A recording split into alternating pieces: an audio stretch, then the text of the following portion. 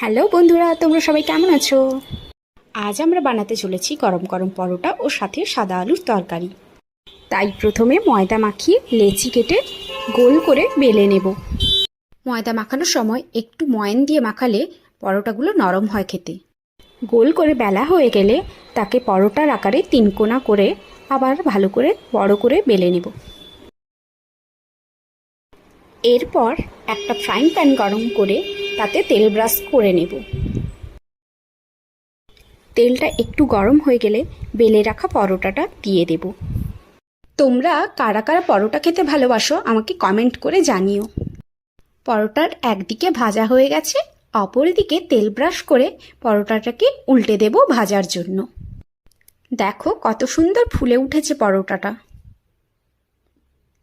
আর আমাদের কিন্তু নরম নরম তুলতুলে পরোটা ভাজা কমপ্লিট।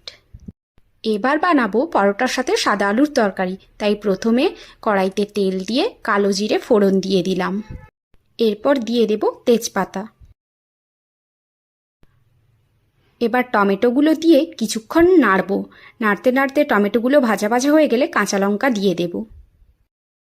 টমেটো গলে গেলে আলুটা দিয়ে দেব। এইভাবে বেশ কিছুক্ষণ নেড়ে নেব। আলুটা একটু ভাজা ভাজা হয়ে এলে তারপর আমরা পরিমাণ মতো লবণ দিয়ে দেব। এতে কিন্তু হলুদ দেব না, সাদা আলুর তরকারি হবে। এরপর জল দিয়ে দেব। আলুগুলো সেদ্ধ হয়ে গেলেই তৈরি হয়ে যাবে আমাদের তরকারি। ওপর থেকে একটু সেন্টের জন্য জিরে গুঁড়ো ছড়িয়ে দিলাম। পরিবেশন করব গরম গরম পরোটার সাথে সাদা আলুর তরকারি। কমেন্টে জানিও কেমন হয়েছে খেতে।